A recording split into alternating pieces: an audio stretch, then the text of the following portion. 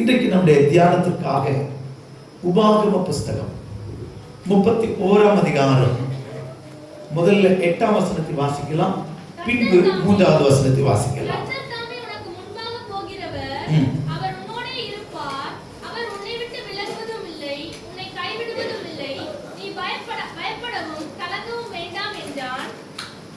மூன்றாவது வசனம்,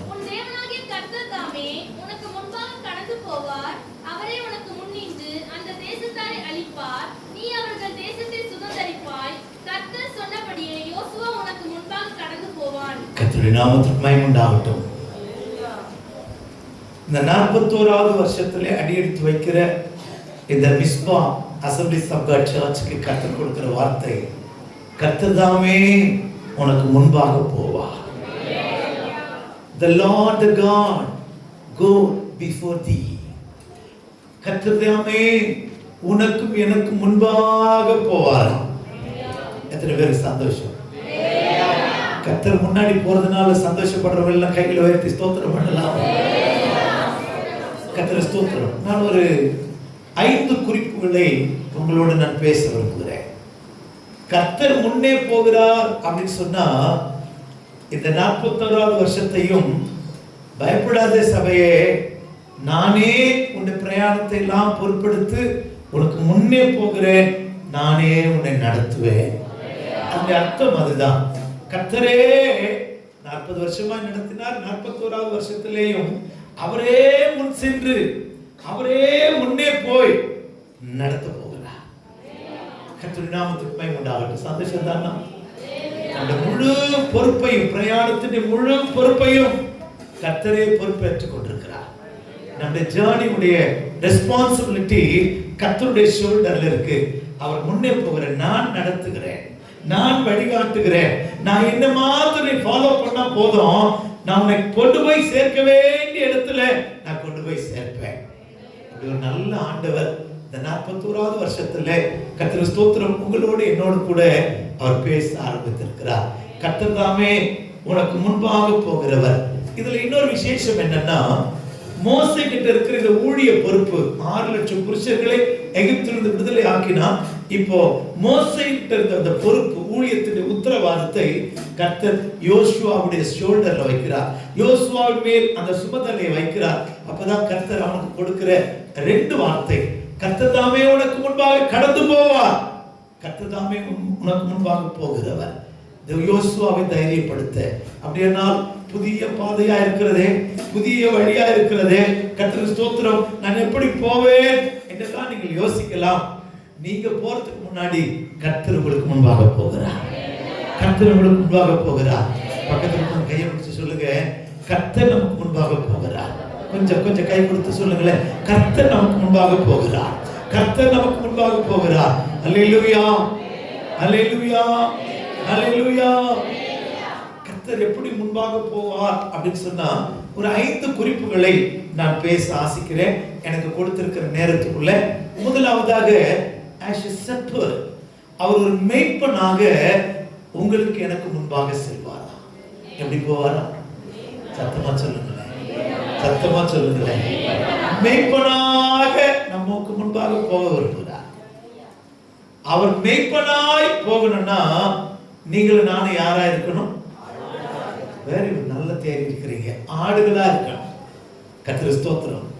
அப்போஸ்தலனாகிய பவுல் அப்போஸ்தலன் ஊழியம் செய்யும் போது பவுலே எழுதுகிறார், அப்போஸ்தலர் 20ஆம் அதிகாரத்துல, கர்த்தர் ஸ்தோத்திரம், தமிழ்ல ஒரு பழமொழி சொல்லுவாங்க, அண்ணன் எப்ப சாவான் திண்ணை எப்ப காலியாகும் அப்படின்னு. எப்படா பவுல் இந்த ஊழியத்தை இந்த இடத்தை விட்டு மாறி வேற ஊருக்கு போவார்னு காத்துக்கிட்டே இருக்கிறாங்க விசுவாசிகள்லாம். ஏன்னா 29வது வசனம் வாசிக்கலாமா? நான் போன பின்பு மந்தையை தப்பவிடாத கொடிதான ஓநாய்கள் எங்க வருமா? வேற எங்கிருந்து வராது, உங்களுக்குள்ளே வரும். மந்தையை தப்பவிடாத ஓநாய்கள். கர்த்தர் ஸ்தோத்திரம்.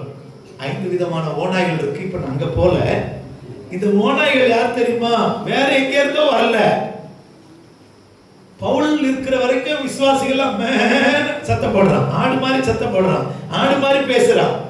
இந்த பவுல் அப்போஸ்தலன் எப்போ அடுத்த ஊருக்கு போவார், எப்போ நாகர்கோவில் போவார், எப்போ வள்ளியூருக்கு போவார், எப்போ திருநெல்வேலிக்கு போவார் காத்துட்டே இருக்கிறார். அப்போஸ்தலன் மாறி போயிட்டாரு அப்படின்னு தெரிஞ்ச உடனே இவங்க எப்படி மாற போறாங்க? ஓநாய்கள், உல்ஃப், டோபரிங் உல்ஃப், ஓநாயாய் மாற விரும்புறாங்களா? அப்போ விசுவாசிகளுக்குள்ளே டபுள் ஆக்ஷன் இருக்கு. ஊழியக்காரனை பார்த்த உடனே பிரைஸ் லார்ட் பாஸ்டர், சோத்திரம் பாஸ்டர்னு ஆடு மாதிரி பேசுறான். ஆனா ஊழியக்காரன் மறந்த பிறகு சுபாவம் எப்படி இருக்கா? பட்சிக்கிற ஓநாய்.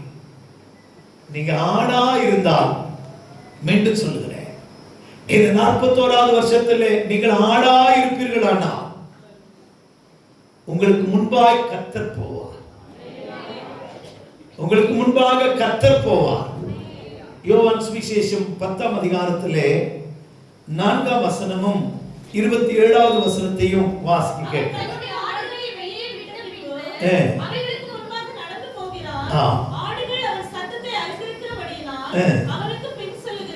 இங்கே மேய்ப்பன் ஆடுகளை தொழுவத்திலிருந்து வெளியே விட்ட பின்பு ஆடுகளுக்கு முன்னே போகிறார். He go before the sheep. The sheep follow the master. ஆடுகள் முன்பாக மேய்ப்பன் போகிறார், ஆடுகளோ மேய்ப்பனுக்கு பின்னாடியே போயிட்டு இருக்கு. கர்த்தருடைய நாமத்துக்கு மகிமை உண்டாகட்டும். 27ஆம் வசனத்தை வாசிக்கலாமா? என் ஆடுகள் என் சத்தத்திற்கு செவிகொடுக்கிறது, நான் அவைகளை அறிந்திருக்கிறேன், அவைகள் எனக்கு பின் செல்கிறது. மேய்ப்பனாக கர்த்தர் முன்னே போகிறார், ஆடுகள் அன்பாய் இந்த மேய்ப்பனை பின்பற்றியே போய் கொண்டிருக்கிறது. கர்த்தருடைய நாமத்துக்கு மகிமை உண்டாகட்டும். நீங்கள் நான் ஆடுகளாய் இருந்தால் உனக்காக எனக்காக கர்த்தர் முன்னே போவார். முன்னே போகிற தெய்வத்தின் கையில, இயேசுவின் கையில ஒரு கோல் இருக்கிறது. இந்த கோலினாலே உனக்கு வேண்டிய எல்லாவற்றையும் கொடுக்க அவர் போதுமானவராக இருக்கிறார். கர்த்தருக்கு ஸ்தோத்திரம். இந்த மேய்ப்பன் தன்னை குறித்து விதமாய் சொல்லுகிறார். யோவான் சுவிசேஷம் 10ஆம் அதிகாரத்திலே 11வது வசனம் 14ஆம் வசனம். நல்ல மேய்ப்பன் ஆடுகளுக்காக தன் ஜீவனை கொடுக்கிறார். 14ஆம் வசனம் கூட நானே நல்ல மேய்ப்பன், பிதா என்னை அறிந்திருக்கிறது போலவும் நான் பிதாவை அறிந்திருக்கிறது போலவும் நான் என்னுடையவைகளை அறிந்தும் என்னுடையவைகளால் அறியப்பட்டும் இருக்கிறேன். நானே நல்ல மேய்ப்பன். இந்த மேய்ப்பன் தன்னை குறித்து சொல்கிறார். I am a good shepherd. மேய்ப்பர்கள் இருக்கிறாங்க, நல்ல மேய்ப்பன் இருக்கிறார். கர்த்தருக்கு ஸ்தோத்திரம். அந்த கீழே படிக்கும் போது யோவான் சுவிசேஷம் 10ஆம் அதிகாரத்திலே கூலியால் ஓநாய் வருகிறதை கண்டு ஆடுகளை விட்டுட்டு ஓடிடுறாங்க.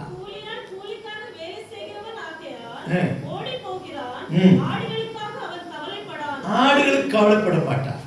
ஆனால் நம்முடைய இயேசு அப்படிப்பட்ட ஒரு கூலியால் அல்ல, அவர் மேய்ப்பன்.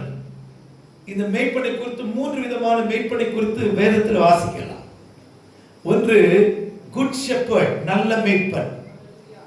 எபிரேயர் 9ஆம் அதிகாரத்திலே படிக்கும்போது, மன்னிக்கணும், 13ஆம் அதிகாரத்திலே படிக்கும்போது ஆடுகளின் பெரிய மேய்ப்பன் என்று படிக்கிறோம். கர்த்தருடைய நாமத்துக்கு மகிமை உண்டாகட்டும். வாசிக்கலாமா? 20ஆம் வசனம்.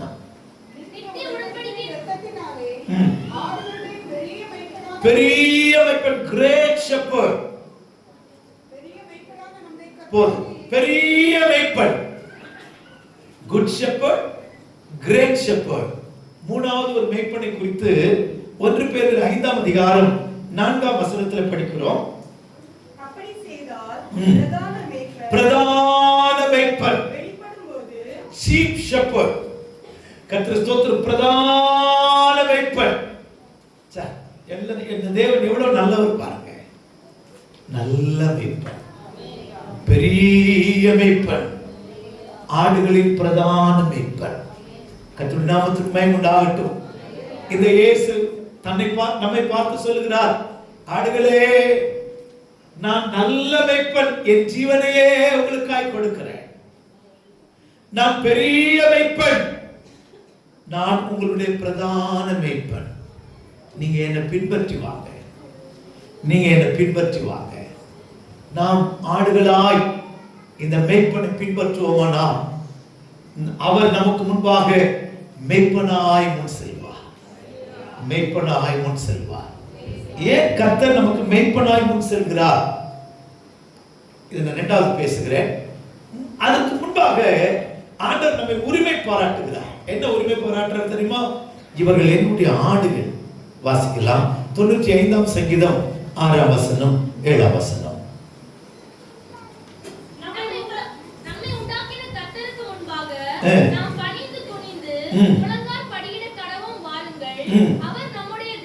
அவர் நம்முடைய தேவன், அவர் மேய்ச்சலின் ஜனங்களும் அவருடைய கைக்குள்ளான ஆடுகளுமாமே. அவருடைய கைக்குள்ளான ஆடுகள். கர்த்தர் ஸ்தோத்திரம். 100ஆம் சங்கீதத்திலேயும் அவ்விதமாய் வாசிக்கிறோம்.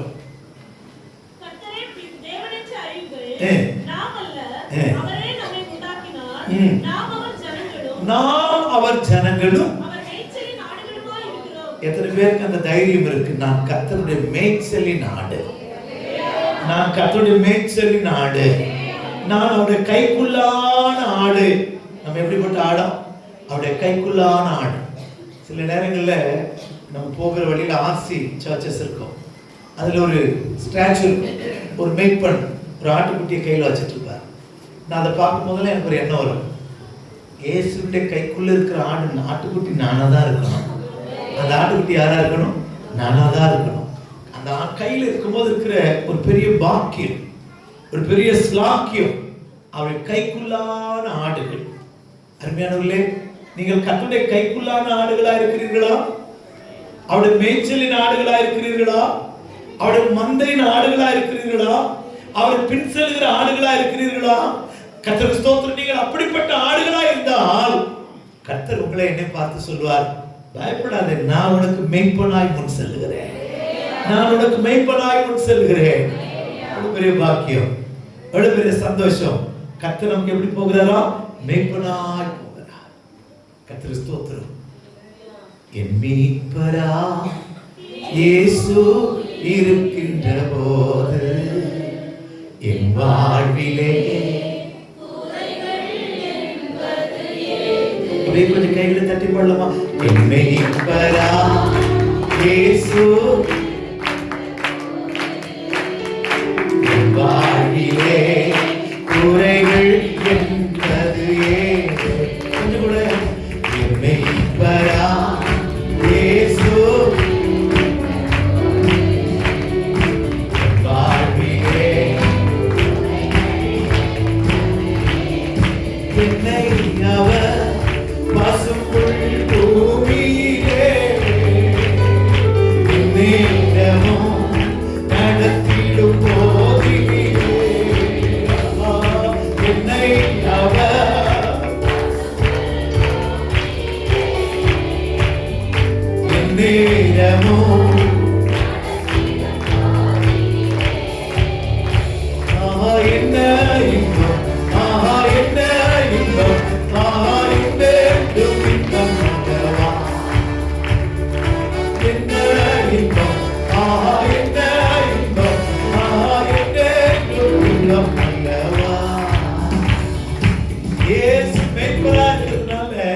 பாட்டுக்காரன் சொல்லுகிறான், எனக்கு குறையே இல்லை.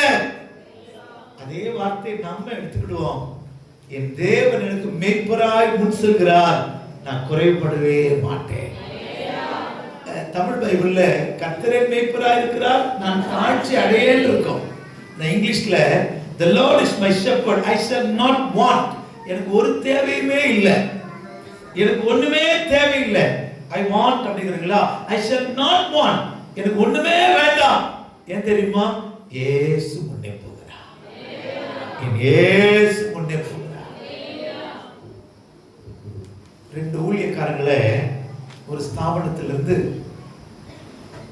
சென்னையிலிருந்து அந்தமானுக்கு மாத்திட்டாங்க. அந்தமானுக்கு போறாங்க.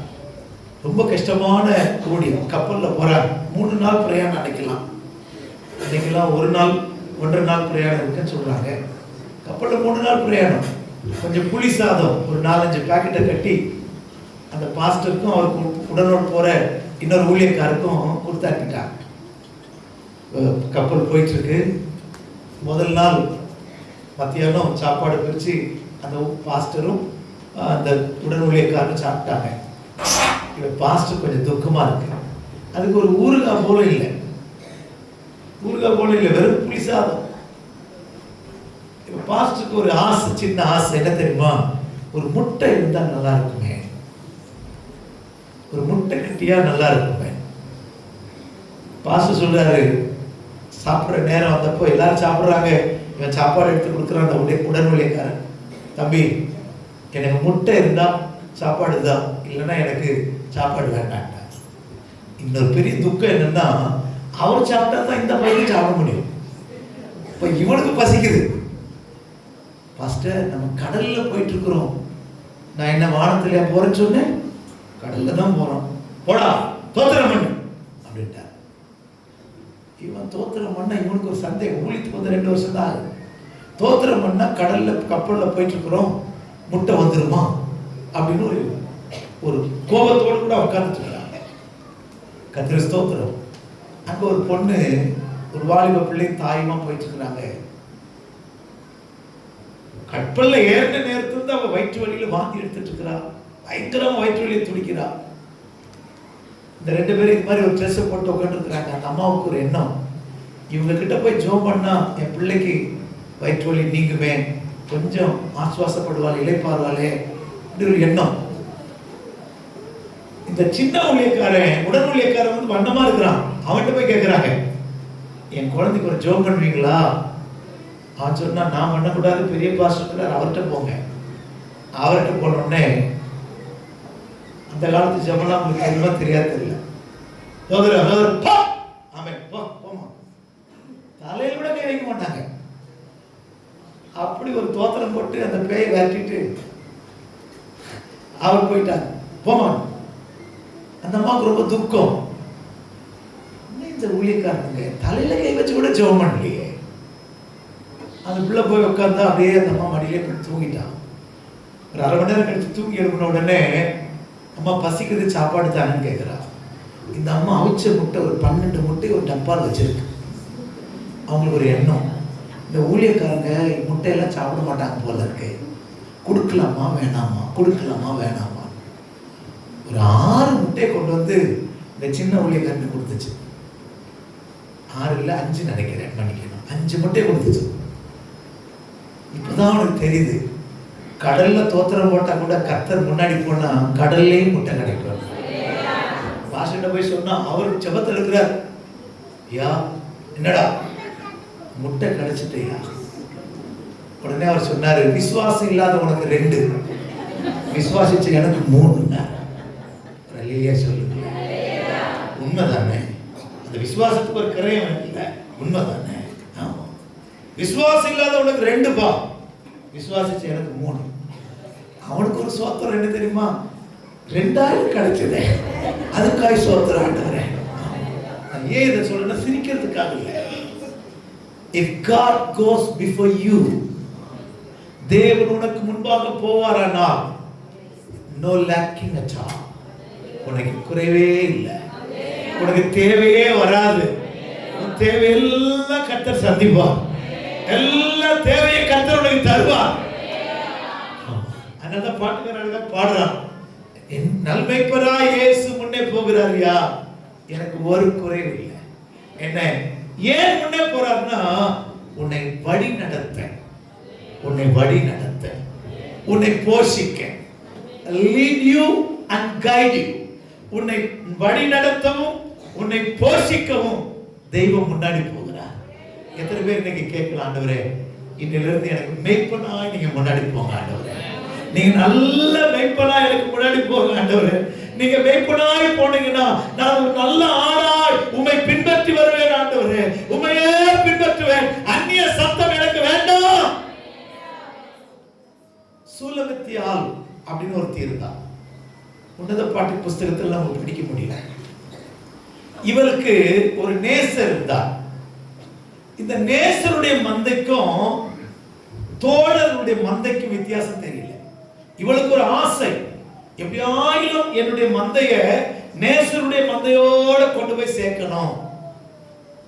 பிரயாசப்படுறா. அங்க போய் பார்த்தா தோழருடைய மந்தை இருக்கு, நேசரக்கா.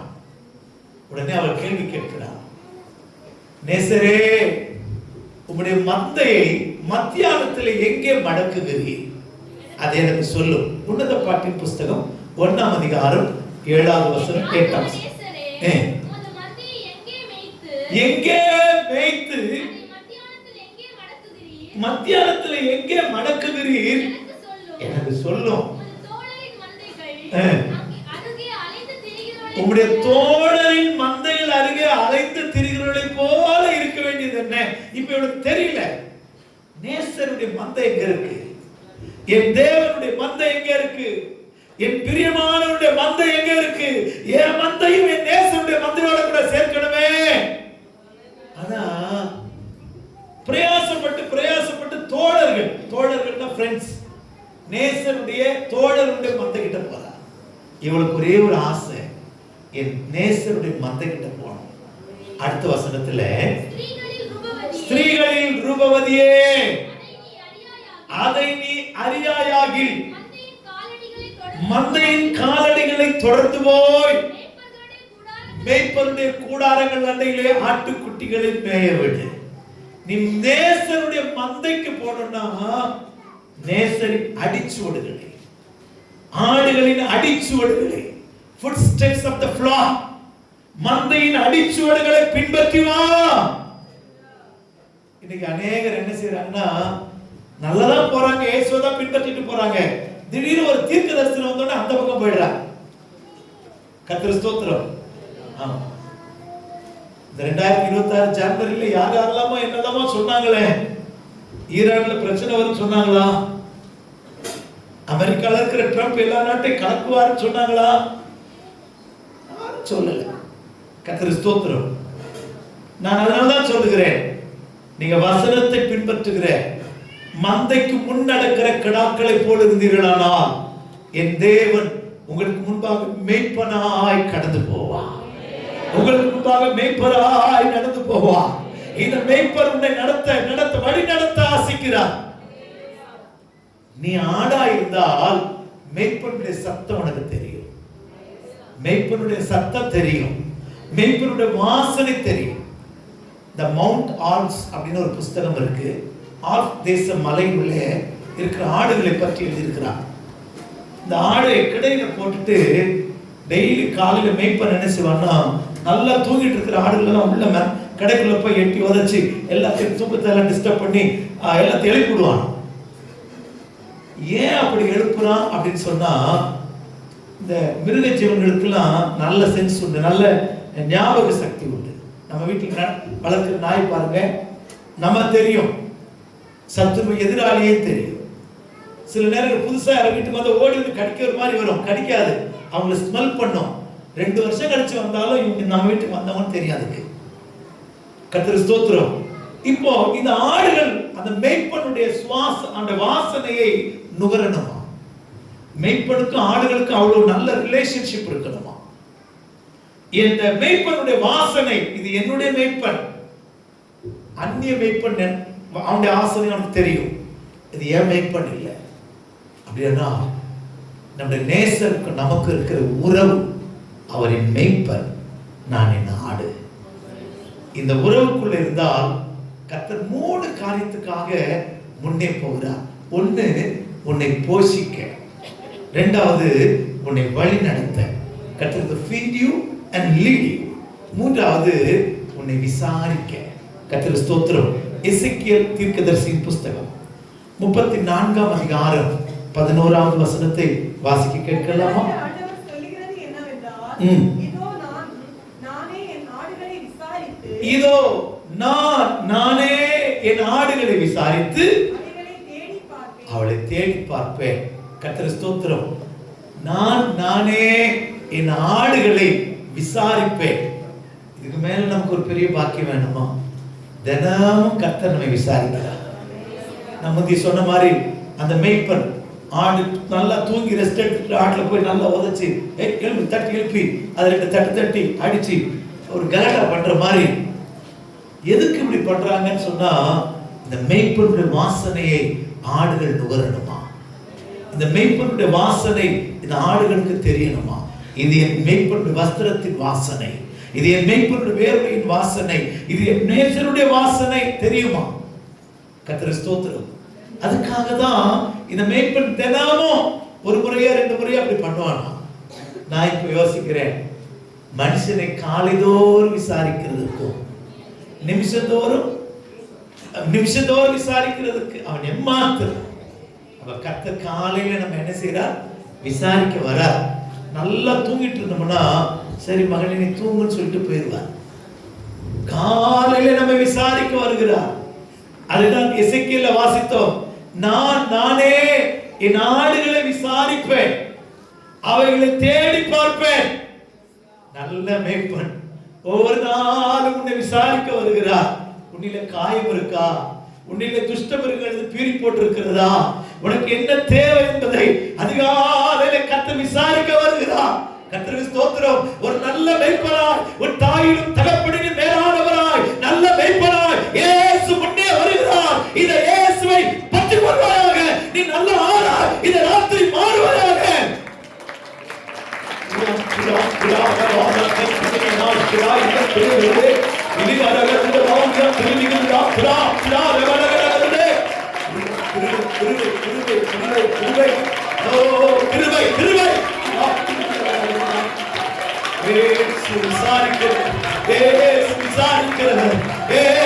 விசாரிக்க வருகிற தெய்வம். 17ஆம் சங்கீதத்திலே 3ஆம் வசனத்திலே சங்கீதக்காரன் விதமாய் சொல்லுகிறார். வாசிக்க கேட்கலாம்.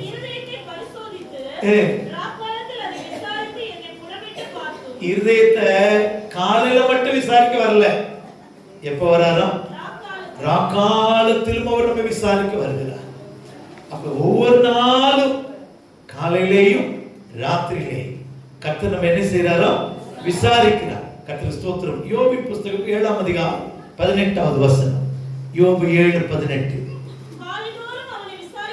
காலைதோறும் அவனை விசாரிக்கிறதற்கும், காலையில விசாரிக்கிறாரையா, ராத்திரியில விசாரிக்கிறார்.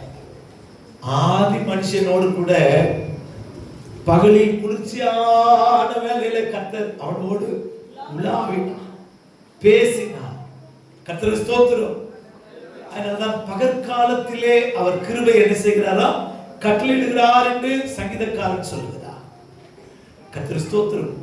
என்னை விசாரிக்கிற ஒரு நல்ல தெய்வம் காலையில விசாரிக்கிறார், மத்தியானத்தில் விசாரிக்கிறார், ராக்காலத்தில் விசாரிக்கிறார்.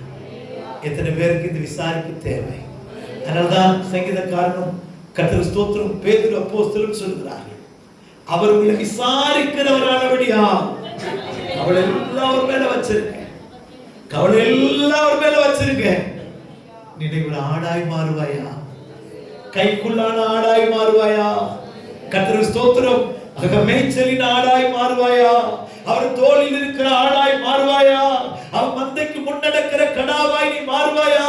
கர்த்தர் என்னுடைய ஆடுகள் என்று சொல்லக்கூடிய இடத்துல நீ வருவாயா.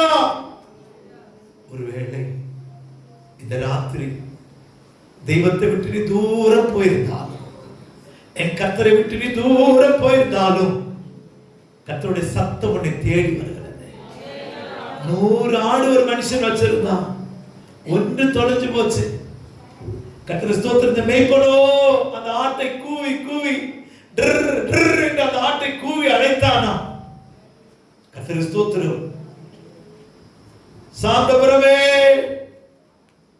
இந்த ராத்திரி கர்த்தர் உன்னை கூவி அழைக்கிறார். நீ காணாமல் போன தொலைந்து போன ஆளா இருக்கலாம், உன்னை மந்தையிலே சேர்க்கும்படியாய், அவரை பின்பற்றி வரும்படியாய், அவரை பின்பற்றுகிற ஆளாய் உன்னை மாற்றும்படியாய் சாந்தபுரமே கர்த்தர் உன்னோடு கூட பேசுகிறார். உன் பின்மாற்றத்தை விட்டு, முள்ளுகளிலே சிக்கியிருக்கிற வாழ்வை விட்டு உனக்கு ஒரு சுக வாழ்வு தரும்படியாய், நன்மையான ஈவை தரும்படியாய் கர்த்தர் உன்னை அழைக்கிறார். நீ வருவாயா, நீ வருவாயா.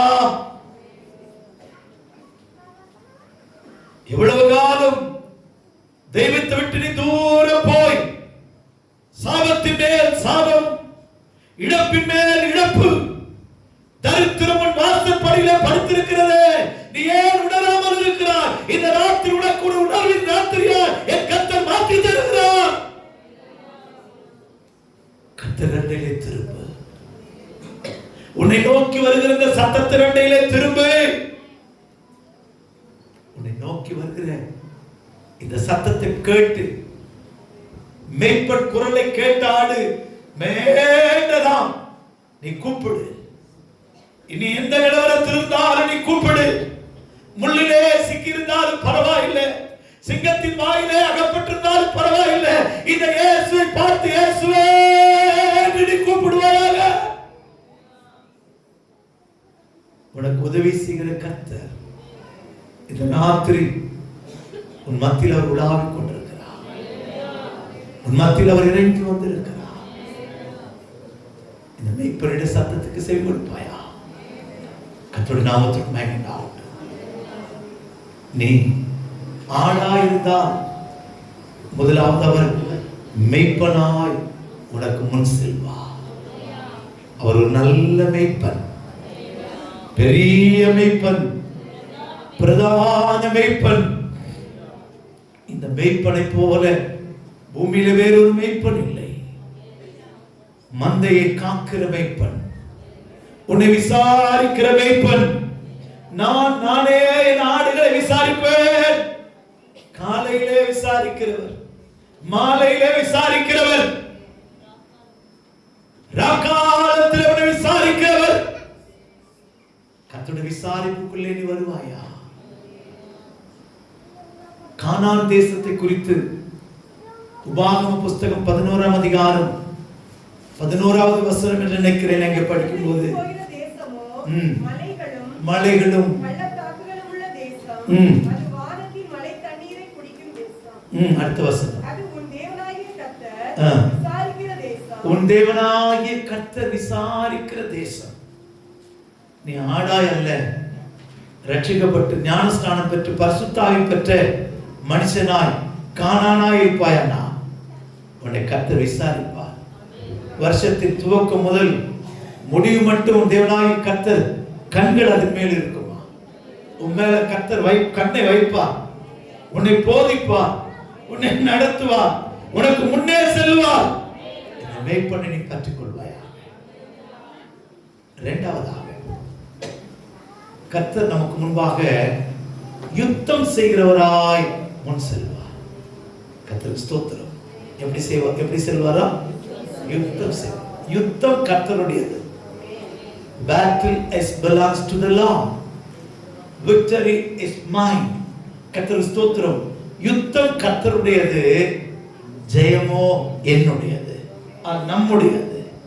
யுத்தம் கர்த்தருடையது, ஜெயம் நம்முடையது.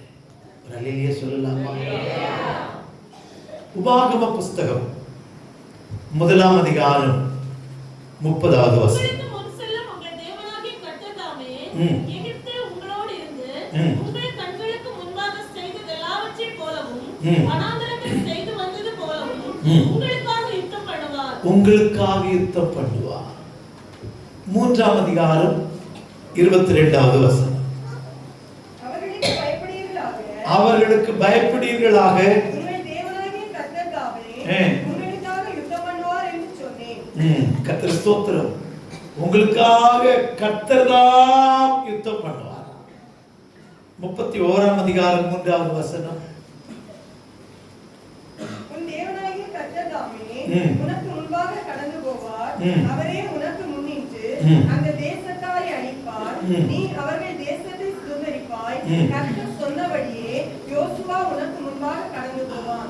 கர்த்தர் உங்களுக்காக யுத்தம் பண்ணுவார். கர்த்தர் உங்களுக்காக யுத்தம் பண்ணுவார்.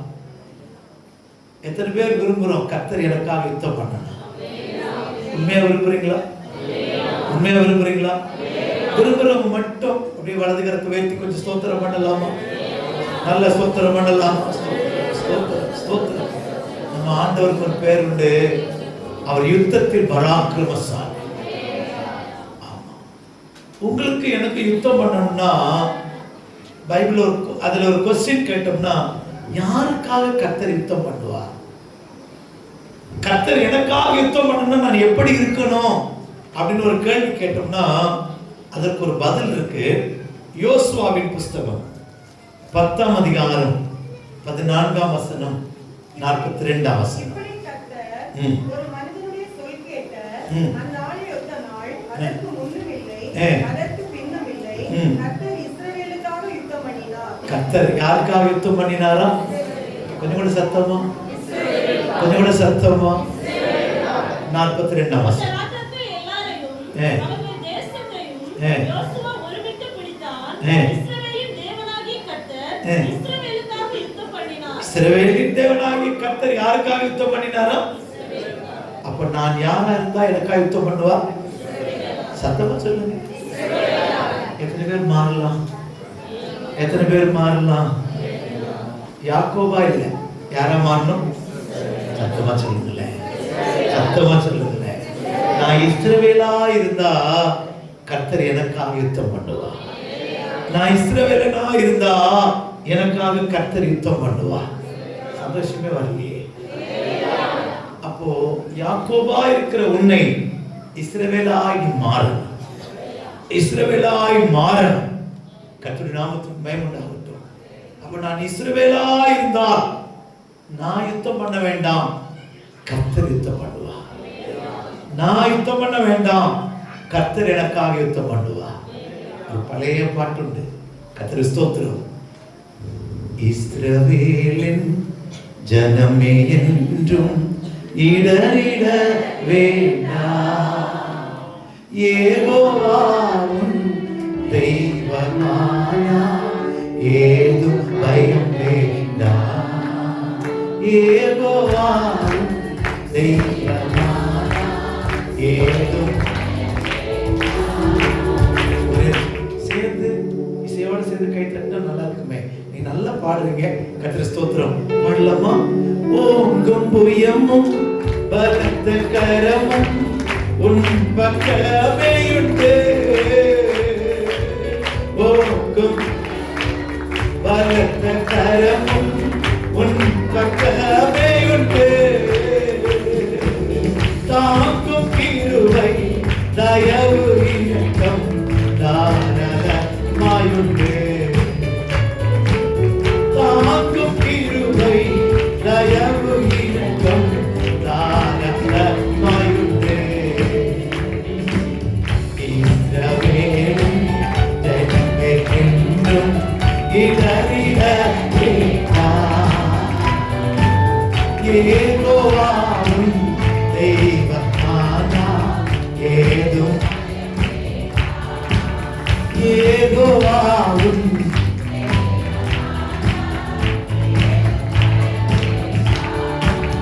ஹல்லேலூயா. அஞ்ஞான பாட்டு காலத்துல பாட்டெல்லாம் பாடிட்டா சபையில அனல் பறக்கும். ஆமா, கர்த்தர் ஸ்தோத்திரம். ஆவில ஜனங்களை நிறுத்தவே முடியாது. இப்போ நீங்க என்ன பாடினாலும் சரி பாஸ்டர், சேர்ந்து பாஸ்டர் அனலற்றுள்ளாய் போயிட்டோமே. சோ நீங்கள் சும்மா இருங்கள், நான் உங்களுக்காக யுத்தம் பண்ணுவேன். இந்த யுத்தம் கர்த்தருடையது. இப்படிலாம் நிறைய வசனம் வாசிக்கிறோம். என்ன ரொம்ப தொட்ட ஒரு வார்த்தை, நான் இஸ்ரவேலா இருந்தா, நான் இஸ்ரவேலா இருந்தா எனக்காக நான் யுத்தம் பண்ண வேண்டாம், கர்த்தர் யுத்தம் பண்ணுவா. என் ராஜா யுத்தம் பண்ணுவா, என் தேவன் யுத்தம் பண்ணுவா, என் கர்த்தர் யுத்தம் பண்ணுவார். எத்தனை பேர் உண்மையாவே என் சத்துருக்களோட நான் பேசக்கூடாது ஐயா, என் எதிராளிகளோட நான் பேசக்கூடாது. நீங்க பேசணும், நீங்க இடைபடணும், நீங்க யுத்தம் பண்ணணும். அதுக்கு கர்த்தர் சொல்ற வார்த்தை என்னன்னா, நீ இஸ்ரவேலாய் மாறிடு, நீ இஸ்ரவேலாய் மாறிடு. இஸ்ரவேலுடைய விசேஷம் என்ன? What is the speciality of the Israelites or Israel? Deuteronomy, உபாகம புஸ்தகம் 33ஆம் அதிகாரம் 28 29 வாசிக்கலாம். இஸ்ரவேல் சுகமாய் தனித்து வாசம் பண்ணுவான், தனித்து வாசம் பண்ணுவார். யாக்கோபின் ஊற்றானது தானியமும் திராட்சரசமும் உள்ள தேசத்திலே இருக்கும். அவருடைய வசனமும் வானமும் பனியை பெய்யும். கர்த்தர் ஸ்தோத்திரம். அடுத்த வசனத்திலே இஸ்ரவேலே நீ பாக்கியவான், கர்த்தரால் ரட்சிக்கப்பட்ட ஜனமே. ரட்சிக்கப்பட்ட ஜனமே, ஒப்பானவன் யார்? உனக்கு சகாயம் செய்யும் கேடகமும் உனக்கு மகிமை பொருந்திய பட்டயமும் அவரே. உன் சத்துருக்கள் உனக்கு இச்சகம் பேசி அடங்குவார்கள். சத்துருக்கள் உனக்கு இச்சகம் பேசி அப்படியே அடங்குவாங்க. எத்தனை பேர் விசுவாசிக்கிறீங்க? இந்த வார்த்தை எத்தனை பேர் விசுவாசிக்கிறீங்க? சத்துரு பேசி அடங்குவான். சத்துரு பேசி அடங்குவான். பேசுற வரையும் பேசட்டும். கர்த்தர் யுத்தம் பண்ணி அவனை அடக்கி போடுவான். அவருடைய மேடுகளை நாம் மிதிக்க போகிறோம். இந்த மேடுகளை என்ன செய்ய போறோம்? மிதிக்க போறோம். கர்த்தருடைய நாமத்துக்கு மகிமை உண்டாகட்டும். இதுக்கு நம்ம இஸ்ரவேலா இருக்கணும். அந்த 28ஆம் வசனத்தில் படித்தோம். இஸ்ரவேல் சுகமாய் தனித்து வாசம் பண்ணுவான். அவன் சுகமாய் வாசம் பண்றது விசேஷம். ஆனா எப்படி இருப்பானா? தனித்து வாசம் பண்ணுவான். The life of separation. நமக்கு ஒரு வேறுபாடு வேணும். நமக்கு ஒரு வேறுபாடு வேணும். கர்த்தர் ஸ்தோத்திரம். எல்லாரும் பொங்கல் கொண்டாடினா நாமளும் பொங்கல் கொண்டாடணும்னு அவசியம் இல்லை. எப்படி பாஸ்டர் 3000 ரூபாய் வாங்கிட்டு 1 கிலோ பச்சரிசி சீனி வாங்கிட்டு பொங்கல் வைக்காம இருந்தா சரியா பாஸ்டர்? உனக்கு ஒரு வேறுபாடு தேவை. உனக்கு ஒரு வேறுபாடு தேவை. கர்த்தர் ஸ்தோத்திரம். என்னாகும் புஸ்தகத்திலே நான் படிக்கும்போது சபிக்க வந்த பிள்ளையாம் சொல்லுகிறான், கண்மலையின் உச்சிலிருந்து நான் பார்க்கும்போது, அவர்கள் குன்றுகளின் மேலிருந்து நான் பார்க்கும்போது, அவர் ஜாதிகளோடு கலவாத தனியே வாசம் பண்ணுகிற ஜனம். 23ஆம் அதிகாரம் 9வது வசனம்.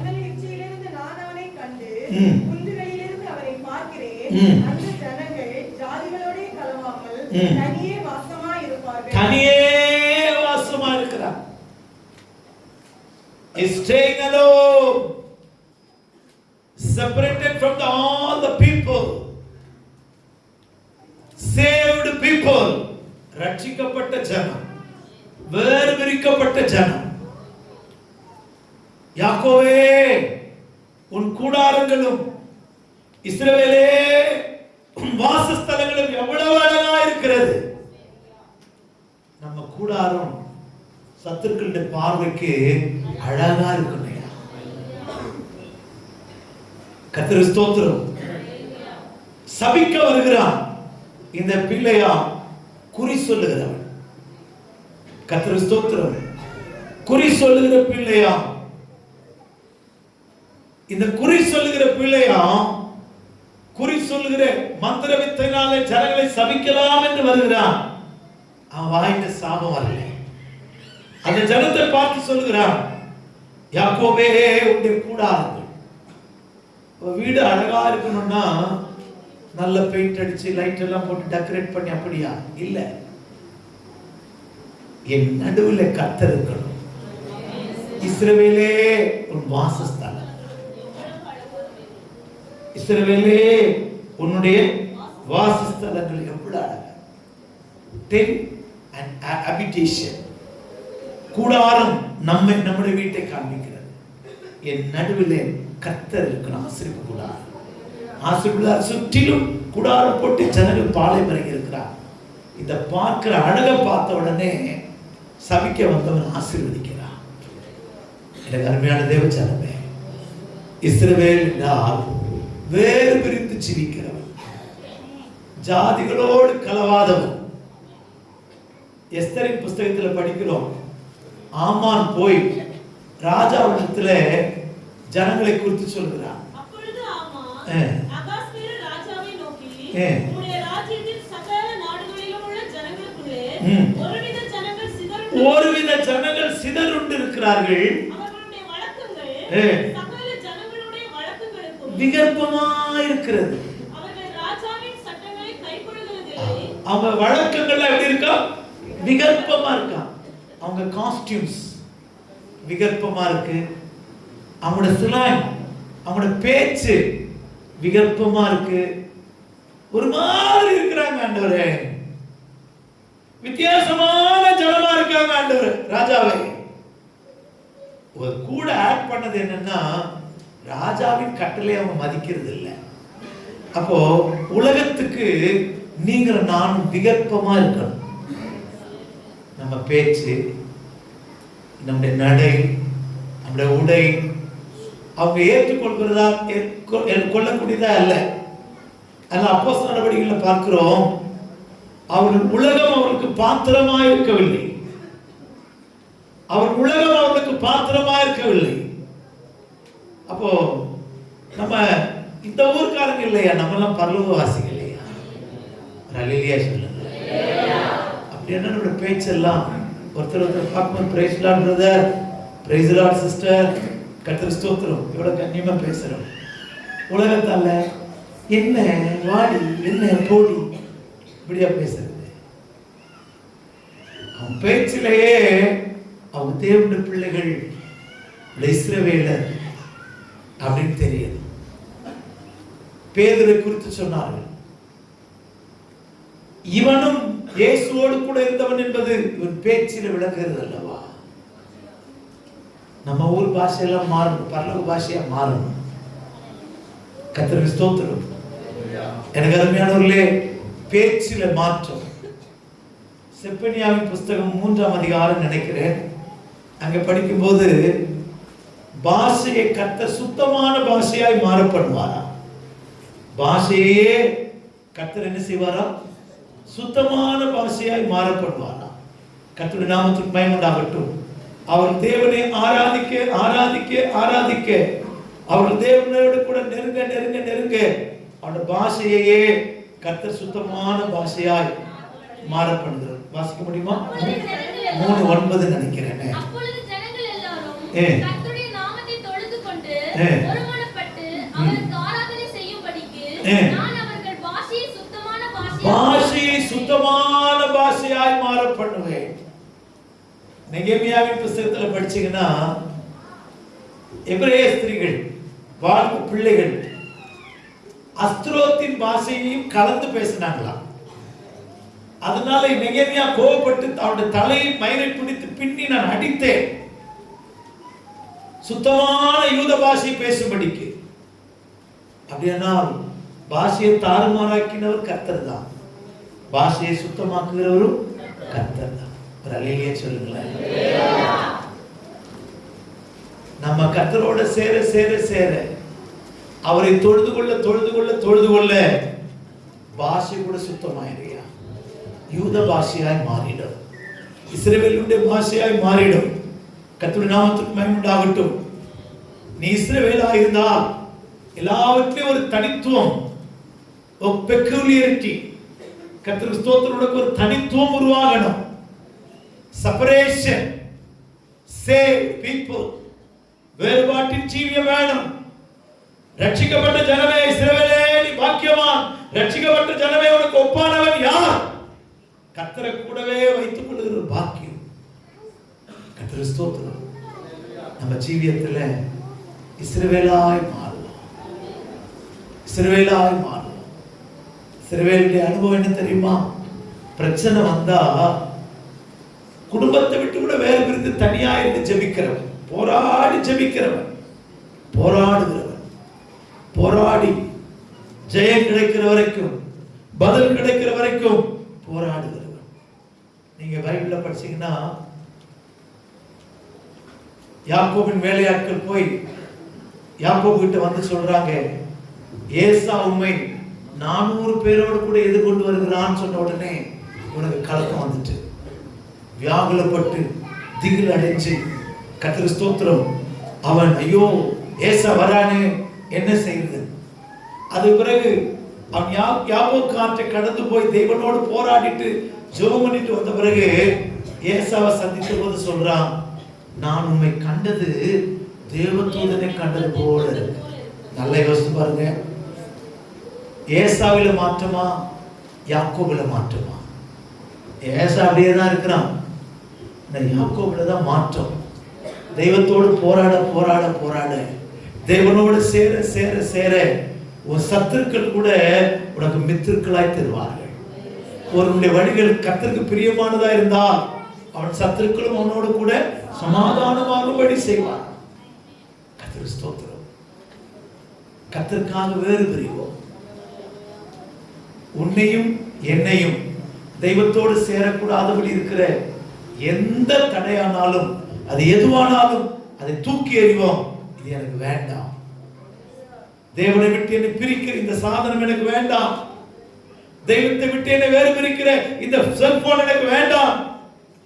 தேவனை விட்டு வேறு பிரிக்கிற இந்த வல்லமை எனக்கு வேண்டாம். கர்த்தருக்கு ஸ்தோத்திரம். வேறு பிரிவோம். கர்த்தருக்காக வேறு பிரிய கர்த்தர் உன்னை எண்ணி பார்ப்பார். இவன் எனக்காக வேறு பிரிக்கப்பட்ட இஸ்ரவேலன், இவன் எனக்காக வேறு பிரிக்கப்பட்ட இஸ்ரவேலன். கர்த்தருக்கு ஸ்தோத்திரம். நான் இவனுக்காக யுத்தம் பண்ணுவேன். என் மகளுக்காக நான் யுத்தம் பண்ணுவேன். என் மகளுக்காக நான் யுத்தம் பண்ணுவேன். அவர் இஸ்ரவேலுக்காக யுத்தம் பண்ணுகிற தேவன். அவர் எப்படி யுத்தம் பண்ணுவார் தெரியுமா? பட்சிக்கிற அக்கினியை போல யுத்தம் பண்ணுவாராம். ஒரு சில வசனங்களை வாசிக்கலாம். உபாகம புஸ்தகம் 9ஆம் அதிகாரம் 1-3 வரைக்கும் சீக்கிரமா. நீ இப்பொழுது யோர்தானை கடந்து உன்னிலும் ஜனம் பெருக்கும் பலதரமான ஜாதிகளை துரத்தி வானத்தை அளாவிய மதில் சூழ்ந்த பெரிய பட்டணங்களை பிடித்து ஏனாக்கின் புத்திரராகிய பெரியவர்களும் எளியவர்களுமான ஜனங்களை துரத்திவிட போகிறாய். இவர்கள் செய்தியை நீ அறிந்து ஏனாக் புத்திரருக்கு முன்பாக நிற்பவன் யார் என்று சொல்லப்படுவதை நீ கேட்டிருக்கிறாய். உன் தேவனாகிய கர்த்தர் உனக்கு முன்பாக கடந்து போகிறவர் என்பதை இன்று அறிய கடவாய். அவர் பட்சிக்கிற அக்கினியை போல அவர்களை அழிப்பார். எப்படி யுத்தம் பண்ணுவாரா? Consuming fire. பட்சிக்கிற அக்கினியை போல. இதைதான் ஏசாயா 10ஆம் அதிகாரம் 16ஆம் வசனத்திலே நாம் படிக்கும்போது நம்முடைய தேவனை குறித்து விதமாய் சொல்லப்பட்டிருக்கிறது. சேனைகளின் ஆண்டவராகிய கர்த்தர் அவனை சேர்ந்த கொளுத்தவர்களுக்குள்ளே இளைப்பை அனுப்புவார். பட்சிக்கும் அக்கினியை போலும் ஒரு அக்கினி அவன் மகிமையின் கீழ் கொளுத்துவார். இஸ்ரவேலின் ஒளியானவர் அக்கினியும் அது பரிசுத்த அக்கினி ஜுவாலையும் ஆகி கர்த்தர் அக்கினியும் அக்கினி ஜுவாலையுமா இருக்கிறார். இந்த கர்த்தருடைய அக்கினி, இந்த கர்த்தருடைய அக்கினி பட்சிக்கிற அக்கினி. உன் சத்துருக்களுக்கு அவர் பட்சிக்கிற அக்கினியா இருப்பார். இன்னும் ஒரு வசனம் கூட படிக்கலாமா? ஏசாயா 42:13. கர்த்தர் பராக்கிரமசாலியை போல் புறப்பட்டு யுத்த வீரனை போல வைராக்கியம் கொண்டு முழங்கி கெர்ச்சித்து யுத்த வீரனை போல வைராக்கியம் கொண்டு முழங்கி கெர்ச்சித்து சத்துருக்களை எல்லாம் மேற்கொள்வார். பராக்கிரமசாலி போல யுத்தம் பண்ணுவார். எத்தனை பேர் நம்புறீங்க? எத்தனை பேர் நம்புறீங்க? கர்த்தருடைய நாமத்துக்கு மகிமை உண்டாகட்டும். அருமையானவர்களே, எத்தனையோ சாட்சிகளை கேட்டிருக்கிறோம். இந்த ஊர்லயே ஒண்ணு வைக்க மாட்டேன் அப்படி சொன்னவங்க எல்லாம் இல்லாம போயிட்டாங்க. யார் மிரட்டப்பட்டாங்களோ அவங்க இன்னைக்கு ஜீவிச்சுட்டு இருக்கிறாங்க. நிறைய சாட்சி கேட்டிருக்கிறோம். என்ன ஒருத்தர் அப்படிதான் சொன்னார், இந்த ஊர்ல ஒண்ணு நடமாட விட மாட்டேன்னா. நல்ல மனுஷன். அவருடைய கம்பெனிக்கு வரத்துக்காக சைக்கிள்ல வந்துட்டு இருந்தார். ஓரமா நின்றுட்டு இருந்தார். திடீர்னு ஒரு வேன் ஆக்சிடென்ட்ல ஸ்டீரிங் இது ஆக்சிடென்ட் கட் ஆயிட்டு அவர் மேல மோதி அங்கேயே இறந்து போயிட்டார். கர்த்தர் ஸ்தோத்திரம். அதுக்கு முந்தின வாரம் தான் ஒரு குடிகாரன் வள்ளியூர் பஸ் ஸ்டாண்ட்ல ராதாபுரத்துக்கு ஒரு ஊழியத்துக்கு போறேன். உன் பேர் தானே பால் அடிக்கலாம். ஆமா, நான் உன்னை அடிச்சேன்னு சொல்லியிருந்தேன் அந்த ஆள்கிட்ட அப்படின்னா. யார்கிட்ட? அந்த ஆள் பேரை சொன்னான். அப்போ அந்த ஒரு மனுஷன் என்னை அடிக்கிறதுக்காக இவனுக்கு சாராயம் குடிக்க காசு கொடுத்து இவன் பஸ் ஏற நிற்கிறான். அவன் போய் அடின்னு என்னை அடிக்க வந்தான். இவன் புத்தி கெட்டு போச்சு. குடிச்சிட்ட உடனே என்கிட்ட வந்து சொல்றான், உன்னை அடிச்சுன்னு பார்த்து பாவமா இருக்கு, உன்னை அடிச்சிட்டேன்னு சொல்லி அந்த ஆள்கிட்ட சொல்லியிருந்தேன் அப்படின்னா. எனக்கு சிரிப்பு தாங்க முடியல. கர்த்தர் பேதலிக்க பண்ணி வச்சிருக்கிறார். கர்த்தர் பேதலிக்க பண்ண வச்சிருக்கிறார். கர்த்தர் ஸ்தோத்திரம். ஒரு ஊர்ல ஒரு பிரசங்கம் பண்ணேன். ஒரு ஊழியர் கூட்டம் 13 வகையான குஷ்டரோகத்தை பத்தி ஒரு பிரசங்கம் பண்ணேன். நாகமான் ரட்சிக்கிறவன் தான், ஆனால் அவனும் குஷ்டரோகியா இருந்தான். நம்ம கொண்டு கர்த்தர் பெரிய ரட்சிப்பெல்லாம் செய்து நம்ம குஷ்டரோகியா இருந்து என்ன பிரயோஜனம் அப்படி ஒரு 13 வகையான குஷ்டரோகத்தை பத்தி பேசுறேன். அந்த கூட்டத்தை கூப்பிட்டவருக்கு சிலருக்கு தலையில குஷ்டம்னு அவர் கோவம் வந்துட்டான். அவர் ரொம்ப பெருமையா நடப்பாராம். கூட்டம் முடிஞ்ச உடனே எனக்கு சொன்னார், இன்னொரு முறை எங்க ஊர்ல கால் வைக்க முடியாது, நான் தான் இந்த ஊருக்கே பாஸ்டர், பெரிய பாஸ்டர், காலை வெட்டிடணும் அப்படின்னா. அவர் இல்லை, நான் நிறைய முறை போயிட்டு வரேன் அந்த ஊருக்கு, ஃப்ரீக்வெண்ட்டாக ட்ராவல் பண்ணுறேன். நான் ஏன் இதை சொல்லணும்னா எனக்கு பரிசுத்தமாக காமிக்கிறதுக்கு இல்லை, நான் குப்பை கிருபையில் இருக்கிறவன். கர்த்தர் உனக்கும் எனக்கு யுத்தம் பண்ணுவா. நீ இஸ்ரவேல் ஆயிரு, இஸ்ரவேல் ஆயிரு. பராக்கிரமசாலி போல உனக்கு முன்பாய் புறப்படுவா. ஒரு வல்லமை உனக்கு முன்பாக எதிர்த்து நிற்க முடியாது. மெய்ப்பனை போல முன்னே போவா. இரண்டாவது எப்படி போவாராம்? பராக்கிரமசாலி போல யுத்தத்தில் யுத்தம் செய்கிறவராக புறப்பட்டு